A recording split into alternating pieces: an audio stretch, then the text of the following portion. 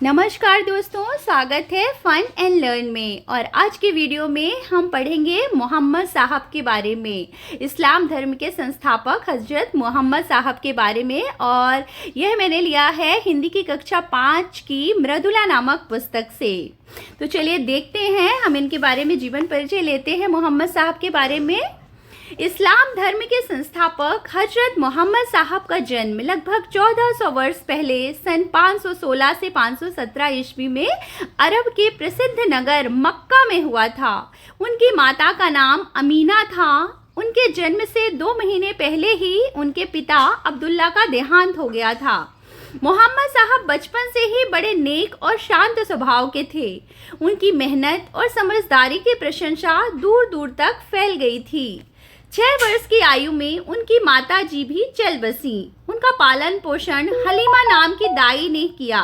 मोहम्मद साहब कुरैश घराने के थे, जो उस समय अरब का ऊंचा घराना समझा जाता था। उस समय अरब में बहुत सी बुराइयां फैली हुई थी। इन्हें देखकर मोहम्मद साहब को बहुत दुख होता था।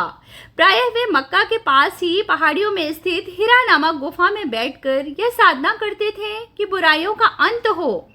अरब की सभ्यता और संस्कृति को समृद्ध बनाने के लिए वे निरंतर चिंतन करते और ध्यान में लीन रहते थे।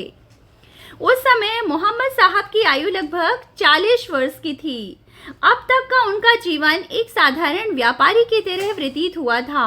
अब उन पर ईश्वर की वाणी भी आने लगी और उन्होंने अपने आदेश देने आरंभ कर दिए। उन्होंने लोगों को बताया कि अल्लाह एक है, सबको उसकी इबादत करनी चाहिए।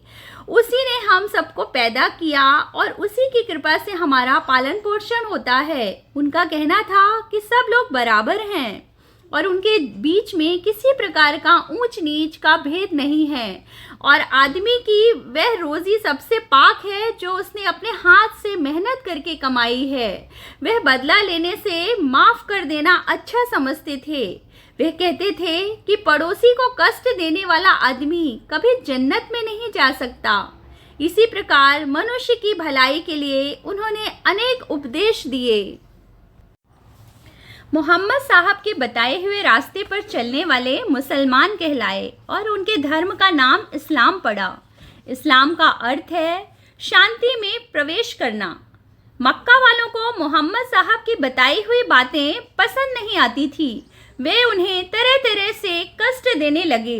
वे उन्हें और उनके साथियों को बुरा भला कहते और उन पर पत्थर फेंकते, किंतु मोहम्मद साहब इससे विचलित ना हुए और अपनी बातों पर जमे रहे। मक्का वालों का विरोध बढ़ता ही गया और मोहम्मद साहब ने समझ लिया कि अब उनका यहाँ रहना कठिन है। इसलिए वे मक्का छोड़कर मदीना चले गए। मक्का से मदीना तक की उनकी यह यात्रा हिजरत के नाम से जानी जाती है। इसी घटना से हिजरी संवत का आरंभ होता है। धीरे धीरे इस्लाम धर्म को मानने वालों की संख्या बढ़ती चली गई और उनका यश चारों ओर फैल गया, मगर मक्का वाले उनसे झगड़ा करते ही रहे। अंत में मोहम्मद साहब ने मक्का पर विजय प्राप्त कर ली। मक्का वाले बहुत घबराए कि अब मोहम्मद साहब उनसे बदला लेंगे, किंतु उन्होंने घोषणा की, मक्का वालों डरो नहीं, मैं किसी से बदला लेने नहीं आया हूँ। मैं उन सबको माफ़ करता हूँ जिन्होंने मेरे साथियों और संबंधियों को मार डाला है और मुझे मारना चाहा। मक्का वालों नेकी के रास्ते पर चलो।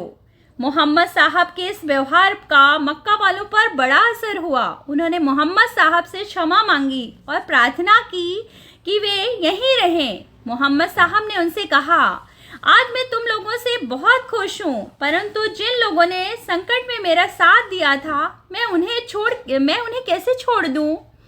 वैसे मैं हज करने हर साल मक्का आता रहूँगा। यह कहकर मोहम्मद साहब मदीने लौट गए और वहीं रहने लगे। कुरान शरीफ इस्लाम का पवित्र ग्रंथ है। इसकी प्रेरणा मोहम्मद साहब को रमज़ान के महीने में मिली थी।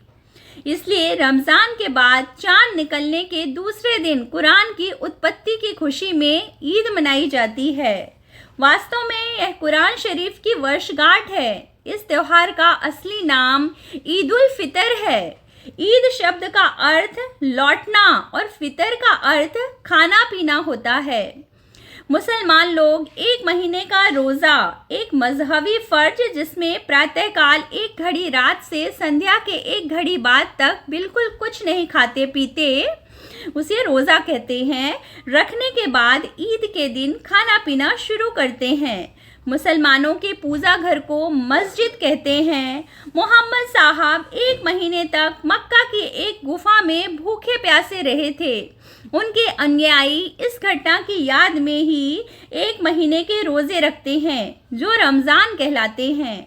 लोग दिन भर ईश्वर की साधना करते हुए इन दिनों को व्यतीत करते हैं। सामूहिक नमाज का इस्लाम में बहुत महत्व है। इससे एकता व अखंडता की भावना तीव्र होती है।